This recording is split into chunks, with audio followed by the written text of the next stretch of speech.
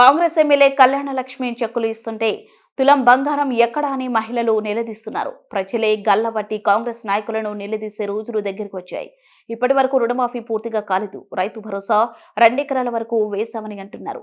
కానీ ఎకరంలో ఉన్న రైతులకు కూడా రైతు భరోసా పడలేదని మాకు మెసేజ్లు చేసి బాధపడుతున్నారు కేటీఆర్. కాంగ్రెస్ నాయకులు దగ్గరలోనే ఉన్నాయి. ఎందుకంటే వాళ్ళు ఇచ్చిన హామీలు అట్లాంటి. రైతు రుణమాఫీ పేరిట ఇప్పటిదాకా చారణ కూడా కాలేదు రుణమాఫీ. రైతు బంధు అన్నారు, ఇప్పటివరకు ₹1 కూడా వేసిన పరిస్థితి లేదు. 2 ఎకరాలకు వేసామని చెప్తున్నారు.